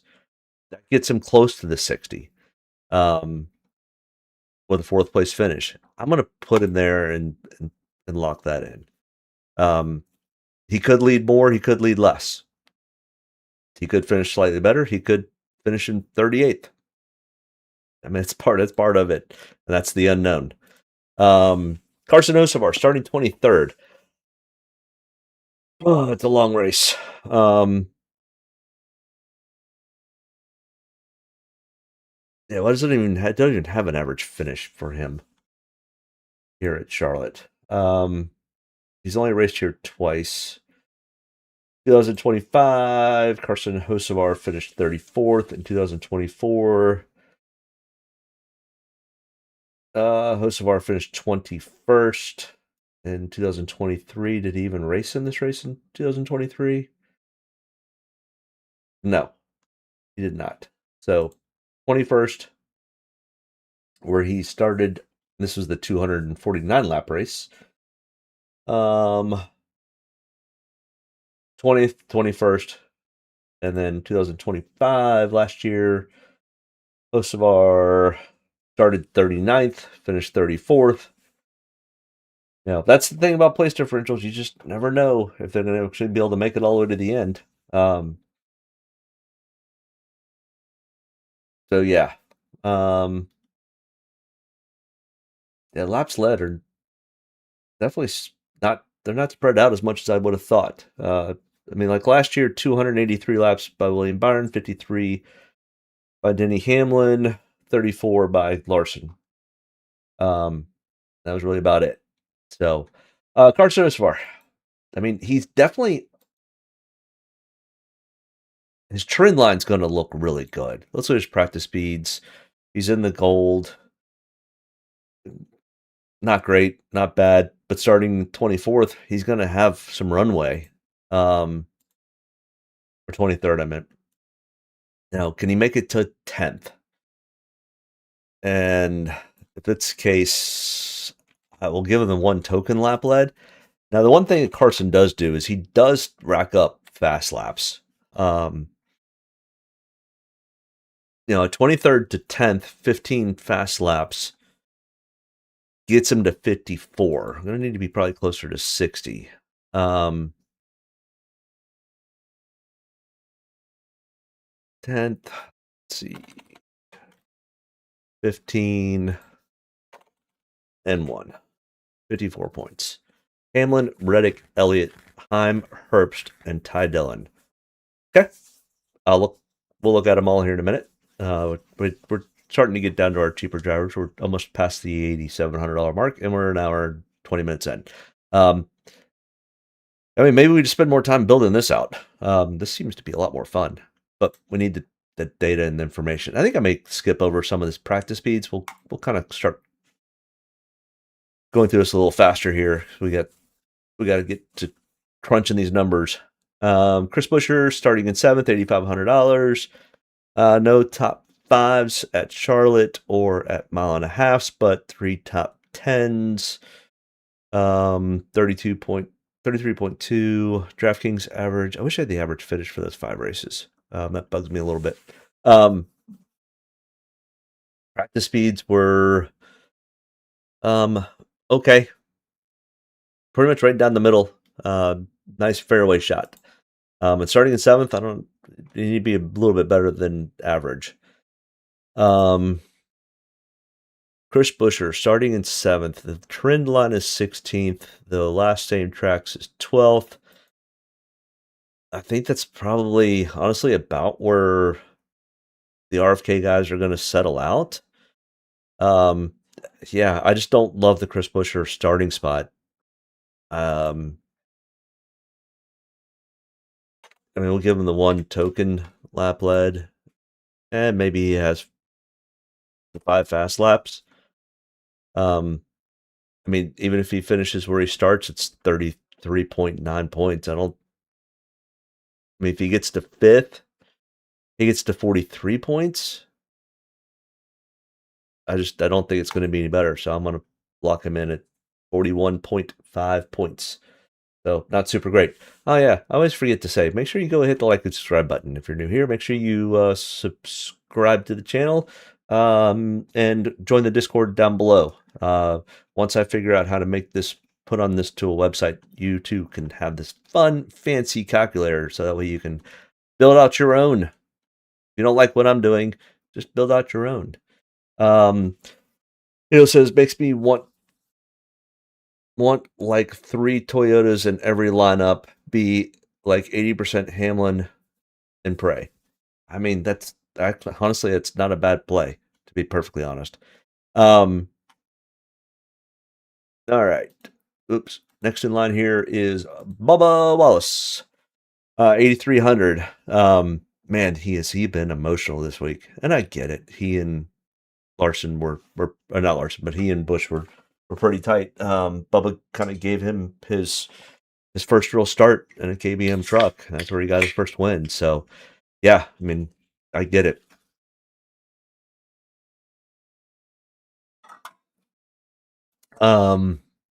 He's decent here at Charlotte. 4 top 20s out of 9 starts, 26. No, he's not that decent. 26.5 average finish.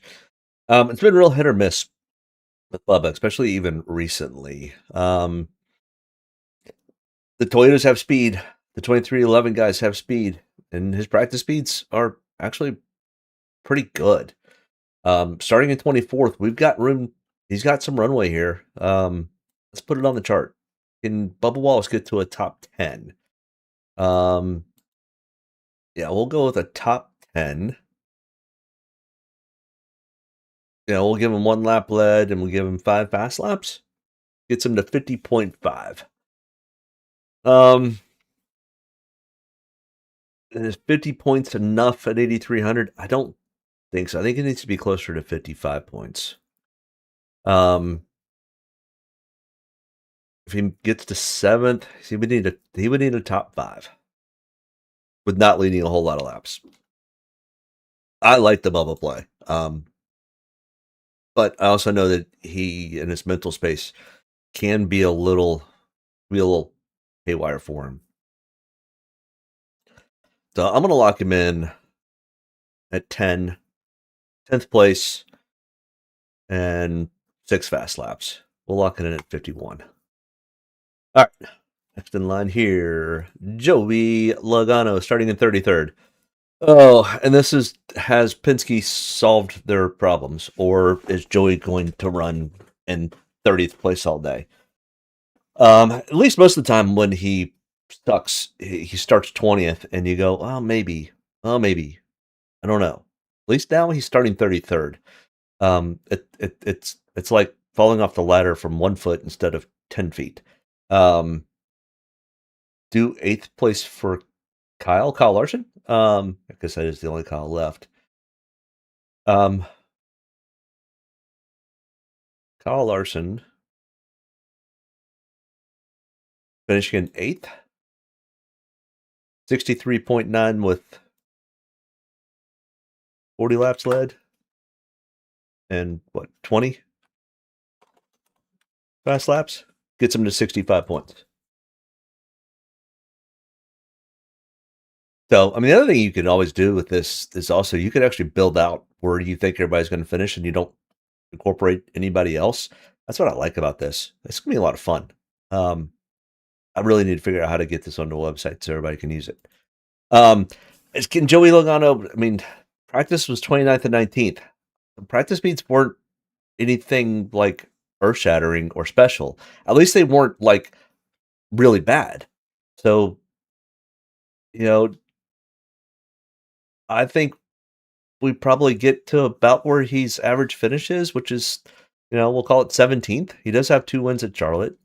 Let's put it on the calculator and see what happens. Yeah, the question is he's probably not going to lead a bunch of laps.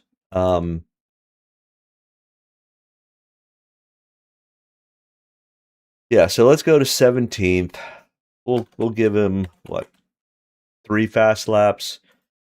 I don't think he leads a lap, but we'll give everybody that token 1 lap led. 43.6 for a 17th place finish. And I think that's really honestly about where it is. So we'll put him there. All right, next in line here, we've got Brad Keselowski. $8,000 starting 26. Practice 32nd, 19th. The last 5 races at the tracks we're comparing to, I mean, this is pretty good. 5 top 20s, 4 top 10s, twice in the top 5. 58.2 Draftkings average. 26 total starts, 13.8 average finish, starting in 26. Brad K's practice, I mean, he gets a little wonky when the rain came, but not awful, not great. Looks like his teammate, Busher, and just hitting a nice fairway shot. So Brad K. Now the nice thing is we're starting to get a little lower in price.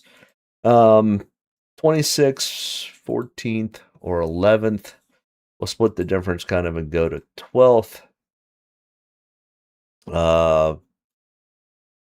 That's probably about right. 14. And I mean, he's another one that will run long if he needs to. Yeah, so 51.8 for 12th. Do you think he gets to a top 10 and 9th? I think it's a very good possibility. I'm going to lock him in for a 9th with 14 fast laps and 2 laps led. 58.8. I like the Brad Keselowski play a lot. Yes, Jeffrey, rest in peace for Kyle Busch. Logano has been at the race this year, but it's like he's it's been a rough year for old Joey Logano. I like the Brad Keselowski play a lot more than I like the Joey Logano play. But I think Joey's going to get some ownership because he's starting 33rd. Like I said, there's a ton of drivers who should do well. The question is, how they do? I mean, Alex Bowman's another one. Should end up doing extremely well. 17.3 average finish at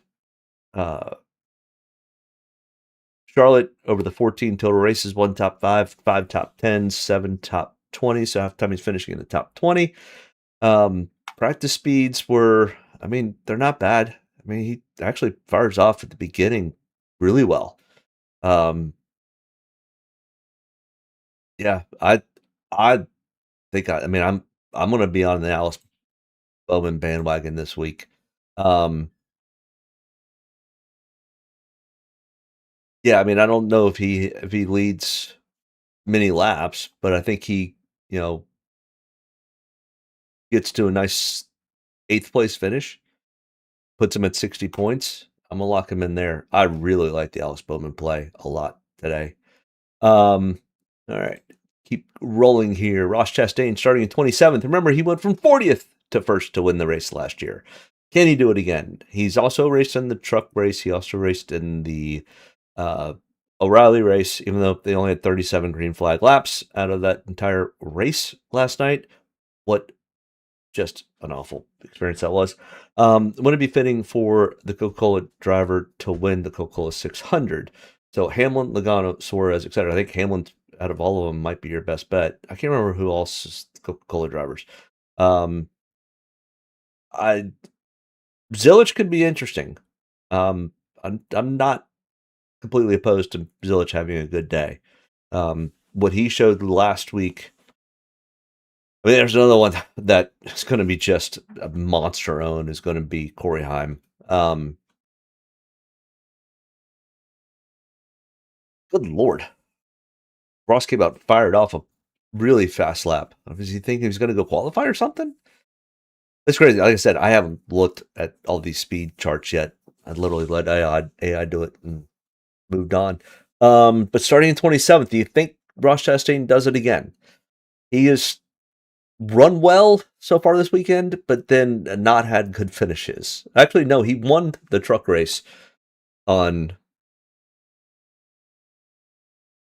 they run the O'Reilly race last night with damage. So if they had not ended that race when they did, he would not have won the race. Last night's race was so dumb. Almost as dumb as the 2024 Charlotte race. Ross Chastain, 27th to 17th.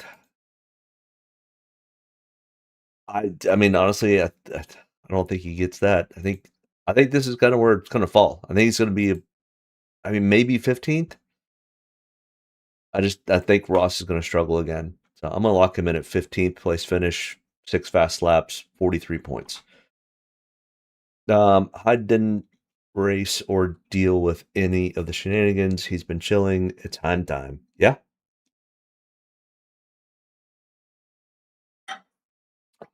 Yeah.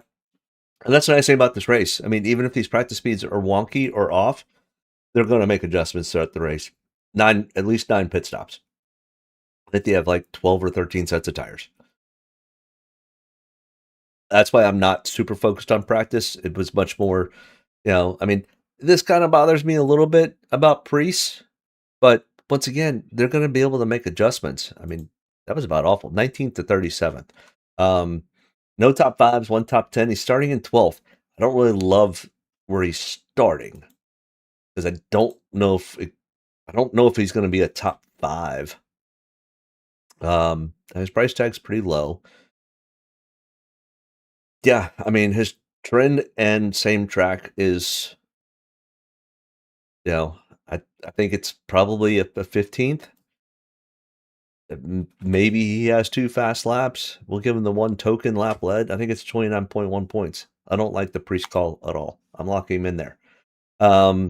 Keep on rolling here. We're an hour and 40 minutes in. We are on lap 73 of the Indy 500. Almost halfway. I'd like to get this thing wrapped up by halfway.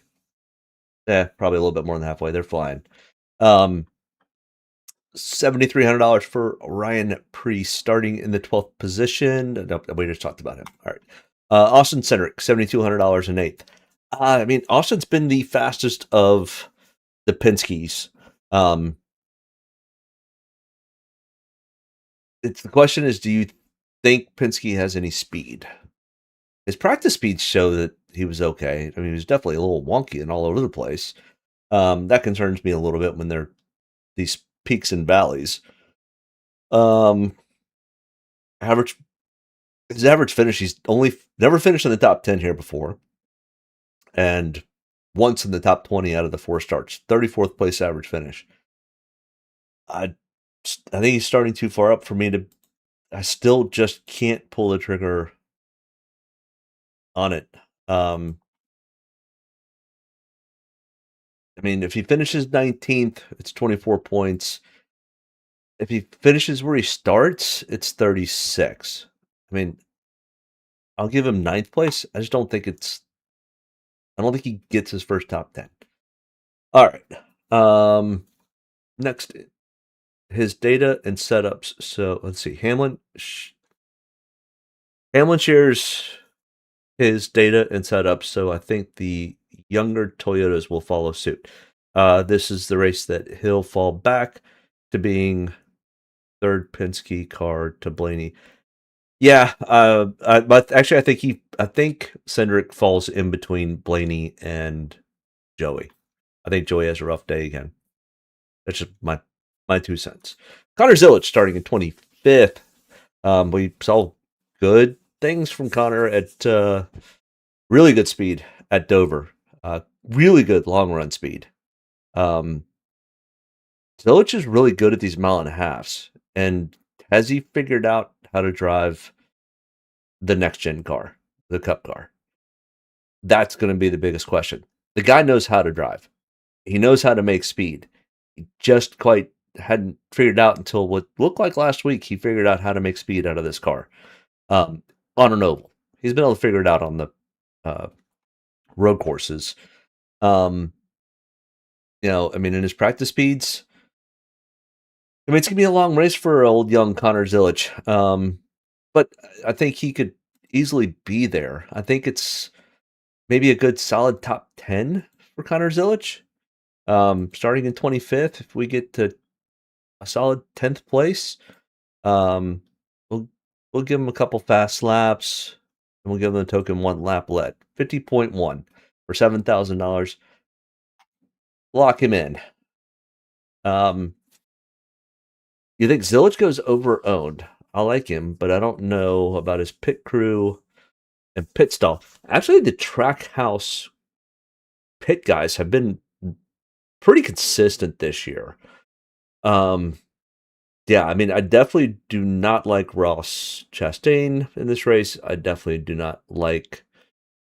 I'll have a little bit of Ross because of his place differential. I will be avoiding SVG at every potential corner. And Zilic is probably going to have some ownership. But all these guys that are starting back here in 25th, 26th, 27th, 28th. We just go down the starting spot for these guys. It's insane what's in the back.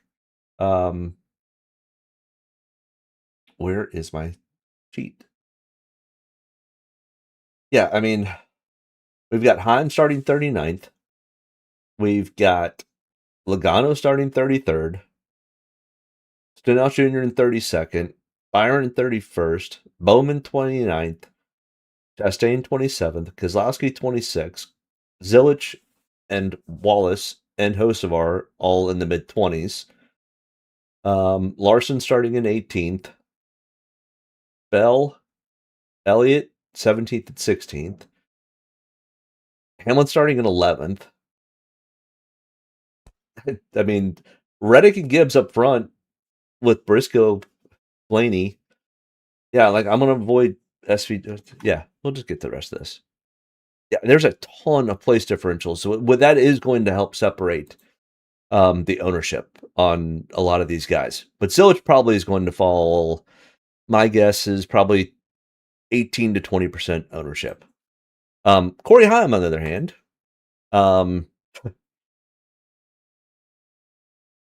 he's got a 15th place finish. That was at Vegas or Kansas. He's not raced the Charlotte. No career Charlotte races in this car. He's going to take it easy the first 300 laps. He's going to just get time behind the wheel. He has had a ton of speed. He just needs to make sure he maintains. They will be more than willing to take long shots on a lot of different strategies. So maybe they run long, maybe they run short. But he's starting 39th, shotgun in the field. The ownership on Corey Heim could be absolutely insane. I will probably just say, okay, I'm going to put Zilic in. I'm going to put Heim in. I'm going to put William Byron in. And then I'm going to build the rest of the lineup for probably a lot of my stuff. Corey Heim, starting in 39th, needs to get to 50 points. How does he get to 50 points? Well, let's first only give him one fast lap I mean, he does have a tendency to lead laps because he runs long. So we'll give him the 1. It's 16th, 17th, 16th or better. That I need to figure out how to make this lock. Now that we've got all these drivers over here.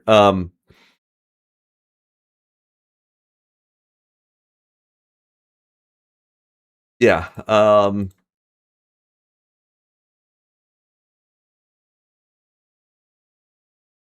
Let's lock him in for 15th, 52.7.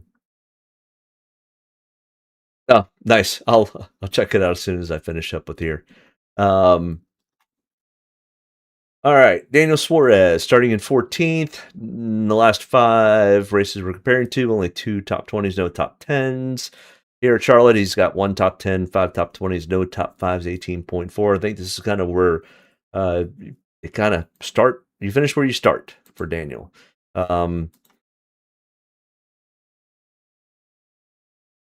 Yeah, I think this is that's about right. 14th to 16th.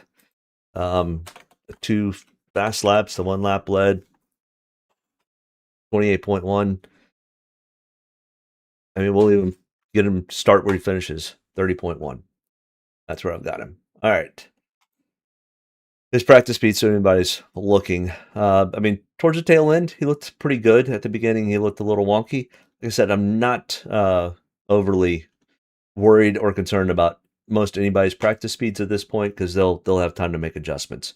Eric Jones, 6,600, starting in 21st. He's actually had a good run at Dover last week. He's been the legacy cars have been a little better in the last few weeks. But starting 21st, I don't know if he's going to be able to get into the top 10. Usually when we see speed for the legacy guys is when they actually start up front. And his practice speeds, I mean, towards the end of practice, after they made an adjustment, he was actually pretty good. I think it's probably like a 12th place finish. So let's put it in the calculator and see what we get. 21st to 12th.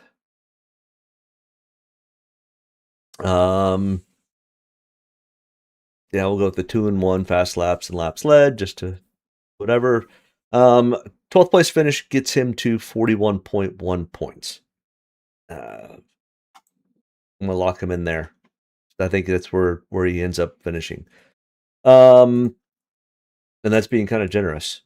Austin Dillon starting in 9th. Man, Austin Dillon has been on a really, really good set of races over the last, 2-3 weeks. Watkins Glen, Texas, and Dover all were really good races for RCR teams, including Kyle. I mean, Kyle was really, ever since they made that crew chief change, things had really started to improve over there.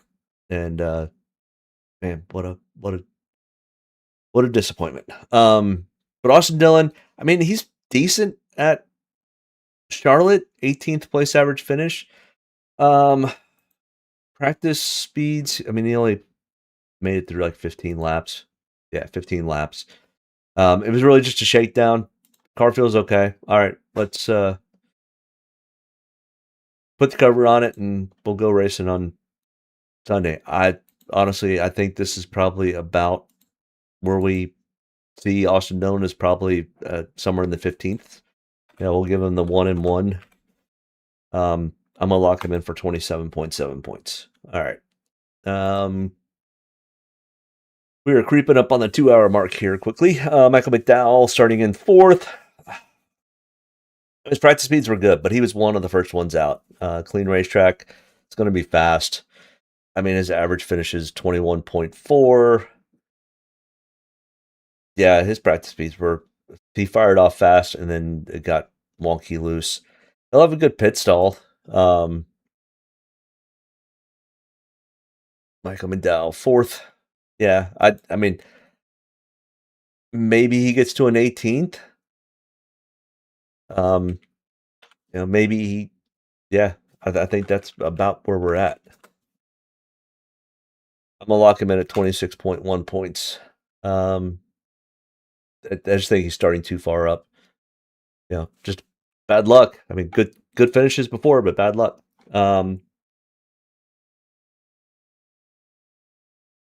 Josh Berry starting in the 34th position.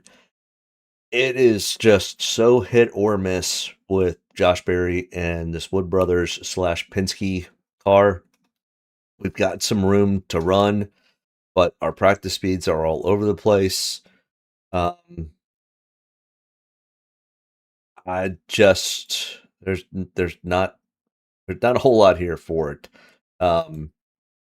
This could end up being kind of sleepy because I think that some people will. I mean, I think he probably still gets somewhere between 10 to 12% ownership, but I think it's is a 20th place finish enough?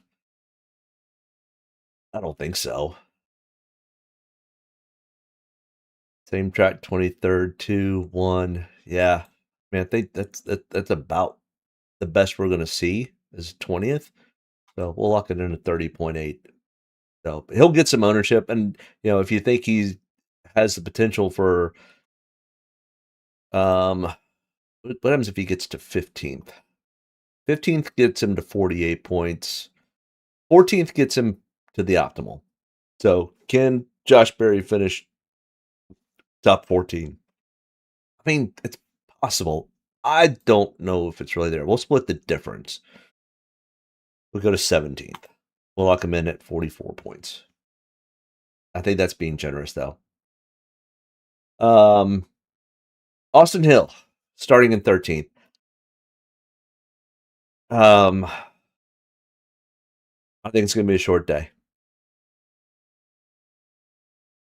I think this is not a Kevin Harvick taking over for Earnhardt.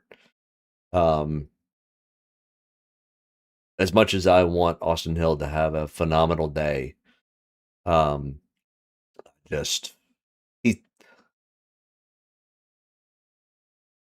he's too emotional. He, in my opinion, he gets as emotional as Bubba Wallace, if not more so.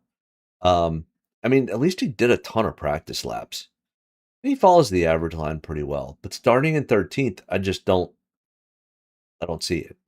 I think at best, yeah, I mean, it's probably in the 30s, but we'll give him a 25th. We'll lock it in at 17.4. I mean, I want to see him have a good day.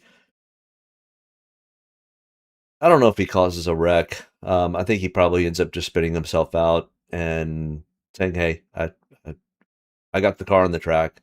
I ran some laps in it, and we'll move on." So, AJ Allmendinger starting in 10th. Ooh, I think we're kind of in this realm of that's probably where you're going to at best finish 10th. Probably closer to 23rd, 24th. And practice speeds kind of show that. I mean, AJ is an Iron Man.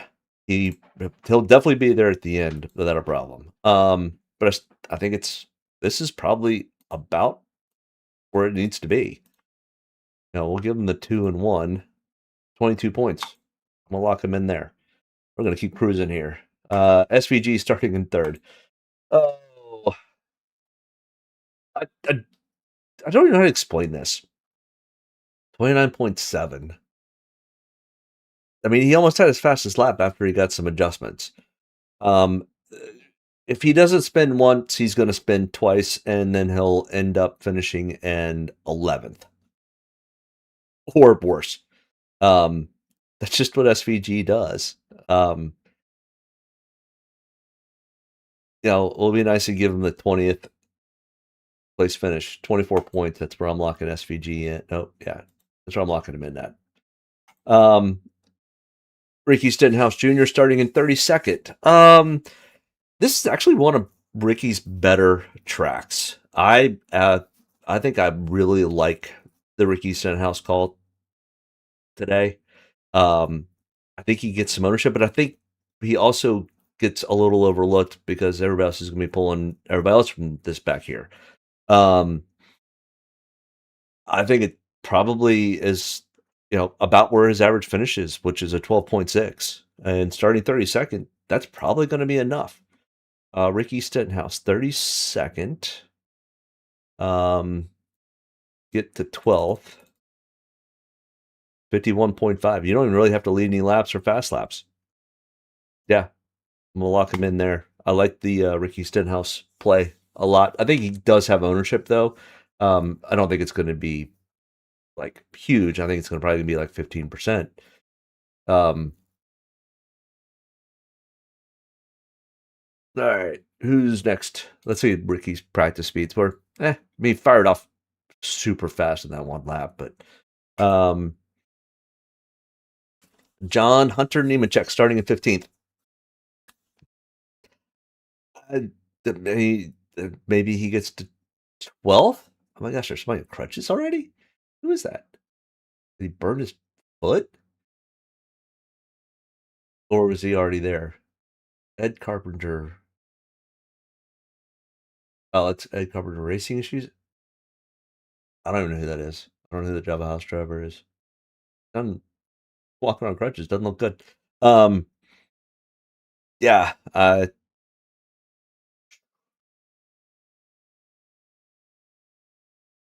I think John Hart at best gets where he starts. And I think it's probably closer to this 22nd. So we'll kind of hold it there, lock him in at 20.4. Next in line here, Riley Herbst. We just talked about old Riley Herbst. One start, he finished 28th. I don't know why this isn't translating over correctly. I'll have to talk to the AI about that too. Because it should be the average finish of 28th. So 28th starting in 30th. I don't mind the Riley Herbst call. It's going to be super sneaky. I mean, at best, I think it's a 22nd place finish, 29.2. I mean, if you think he could get to 20th, it's 34, but he would need to finish top 10, top 12. And I just don't think that's going to happen. I'm going to lock him in for at best 20th, 34.2. All right. Next in line, Zane Smith, starting at 19th. Finished 39th in this race last year. I don't have an average finish for him because my AI, I guess, broke in the middle of doing this last night. It'll have it on the calculator, though, so we'll look there. Zane's practice speeds, headed down the fairway, about average. That's where he's starting. Zane's a smart driver. He'll be there at the end, hopefully, as long as nobody else decides to take old Zane Smith out. But his average finish is 24th. The trend is 27th. I mean, I think probably at best he's a 15th place finish. Get the 2 fast laps in the 1 lap. 33rd. I'm locking him in for there. He could potentially do a little better, but I mean, starting at 19th, I just don't love the starting spot. What's his practice speeds look like? Like I said, right down the fairway. Noah Gregson, starting at 28th. I mean, at least he's got a little bit of runway here. He actually did fairly well last week at Dover. I was actually pleasantly surprised to see that. And he was all over the board on practice. Not that I'm putting a whole lot into that, but there are some indications of what's happening. 4 starts, 24th place finish, starting 28th. I think honestly that's about what you get. I'm not expecting a whole lot. You know, we'll bump him down to 20th and see what he gets us. Yeah, 32.1. Lock that in. All right, we are just now at the 2-hour mark. We're almost finished here. Todd Gillen, 5,300 starting in 20th. I mean, once again, average finish of 16th. I think out of all the front row guys, Todd probably has the best average finish of everyone. What's his practice speeds look like? Ooh, he's not great on practice speeds. Starting in 20th, I'm going to pretty much call it like it is and say it's about what you're going to get. Put your Fast laps at 2. We'll give you the token 1 lap led, 21.1. Locking that in and moving on. Don't love the Todd Gillen play from where he's starting. Ty Dillon starting 35th. Average finish of 23.9. 2 top 20s, no top 10s. Starting in 35th. Practice speeds, not average, really. Which puts him at about 19th, 20th. Give him 19th place. Average finish of 23. What's the calculator say for Ty Dillon? 28th, 32. I think he gets up to 22nd. To the fast laps, 33.7. Question is, do you think that's going to be enough for 5,100? Yeah, maybe. I mean, we're going to have some of these cheapos down here, but Cole Custer starting in 22nd. 5 races here at Charlotte at 18.3. He's got starting to show a little bit of decent speed in these races and practices. I mean, decent for what he's at. But starting in 22nd, I think he's starting too far up for what I really like. Yeah.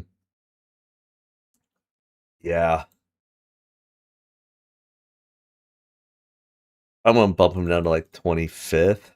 Starting 22nd, it's 18.8. Yeah, not really interested in playing much of that. Cody Ware, starting 38th. At least he'll probably pass at least one person. Maybe Timmy Hill, maybe. 28.7 average finish, starting 38th. Practice speeds were, I mean, at least he went out and ran 30 practice laps. I'll give him that. Not great. Let's put it on the calculator. I don't think I'm gonna have much interest here. 38th, get to 28th. Yeah, it's 24.7. I'll lock that in. Timmy Hill starting 36th, 32.4 average finish, and practice speeds were way out there. Now the whole thing is, do you think this is an attrition race? If you think it's an attrition race, Cody Ware, Timmy Hill will probably keep the car underneath them. But honestly, I'm going to leave him at 36. 5 points. Catherine Legg, same thing. If she even... Now, hold on. Let's see. Let's look at Catherine. Because there was a race recently. She actually was able to survive. Was it this? No. Where was it the race that she was able just to survive? But I don't think it's going to be enough. I mean, if you think there's some attrition, maybe she makes it to 30th and gives her 19 points. I mean, for her to be worthwhile, she's probably going to need to get to what? 37, 40 points? She's going to need 20th or better. I don't know. I mean, I think she probably ends up exceeding expectations, but I think it's probably going to be more like 29th, 28th. We'll put her into that spot and lock her in. All right. That should be it. All right. Let's look at the rankings. I mean, the problem is it's fairly expensive. So you're going to have to pick and choose. Once you get down to the cheaper options, Alex Bowman at 7,800. Corey Heim, 6,900. Ricky Stenhouse Jr., 5,900. Josh Berry, 6,300. Zilich at 7,000. And you got to remember, they're probably going to be fairly chalky. Denny Hamlin is still my number one pick, along with Tyler Reddick, Kyle Larson, Christopher Bell. I don't know why Chris Buescher's circled there. Why is Buescher circled? Did I do something with him? Chris Buescher.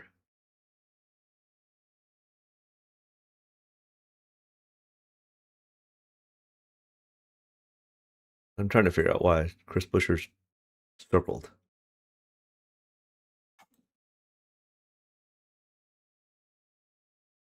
Yeah, it's still circled. I don't know why that is. All right. Yeah, I mean, guys, I do not really like Timmy Hill, Austin Hill. Cole Custer, John Hunter starting too far up. Todd Gillen starting too far up. AJ starting tue far up. Catherine Legg, I just don't think she is going to have the equipment underneath her to get there. SVG starting too far up. Cody Ware. Yeah. I mean, maybe if you think it's going to be some type of an attrition, but it gets him to 24.7. Yeah, I mean, it's a lot of place differential. It's pick and choose who you think goes out and dominates. Is it Denny? Is it Tyler? Is it Ty Gibbs? Is it potentially Chris Buescher? Not Chris Buescher. Chase Briscoe. Do they go out and lead a bunch of laps? Christopher Bell. All of them have the potential to have some dominating laps. Alex Bowman's going to be a solid place differential. William Byron, it's going to take a while, but once you get to 200, 250 laps, can William Byron work his way to the front and then get some dominator points? Very good potential. If that is the case, he's going to be number one place differential and number two get dominator points. I really like the William Byron play.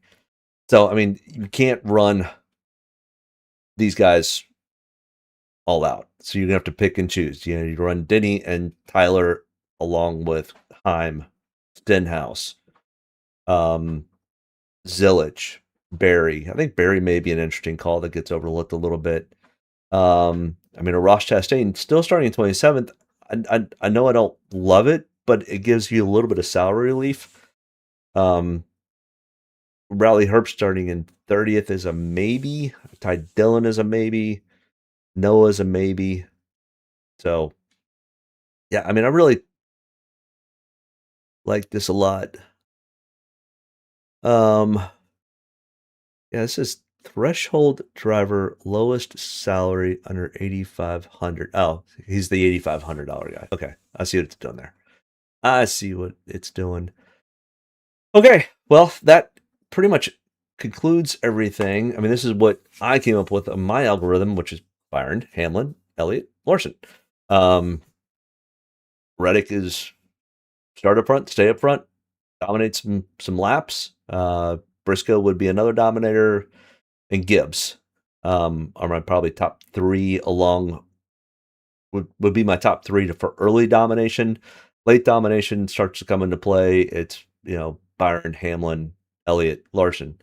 That's your expensive group. It's then pick and choose down below.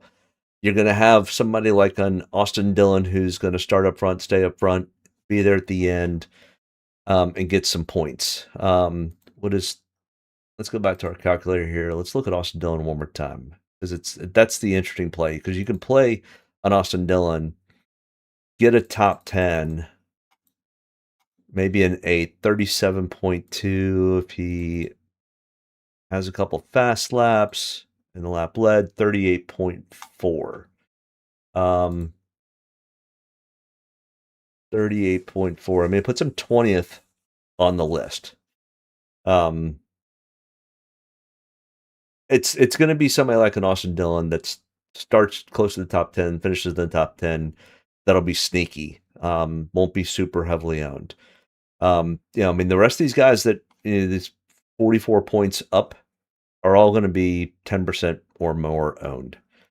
You get down here, I mean, Briscoe may be a kind of a quiet play. Starting in 5th, he could quietly end up leading a bunch of laps, getting some dominator points. So that definitely could play. But we have 95 laps left in the Indy 500. Looks like they're currently under caution. Maybe some rain falling on the track. So that could get real interesting. So I'm going to let everybody go start building and setting the lineups, enjoying Memorial Day weekend. Thank you to everyone who paid the highest price and protecting our great country. Thoughts and prayers out to the Busch family and to the Richard Childress family. In a rough couple weeks that'll be ahead of them. And man, we lost a hero. So we lost many heroes. So remember, that's what tomorrow is for. So everyone have a great rest of your weekend. Good luck. Good luck, Lost Prophet. God, I hope you nailed down that big contest.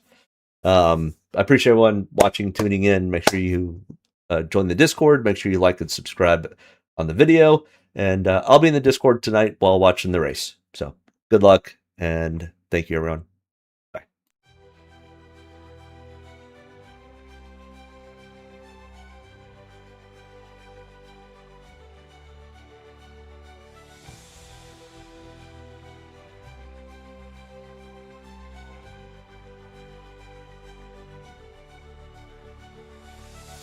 Gentlemen, start your engines. 40 cars coming to life. He's gonna take the field. Yep. Love it. Get a good deep breath. Get ready to roll here. Only about one thing tonight, getting the W's, so gotta be around the end to do that. Get ready to roll tonight, boys. Go have some fun. Don't get me any more fired up than I already am. All the way to the checkered. You're fine. Nobody's got to run.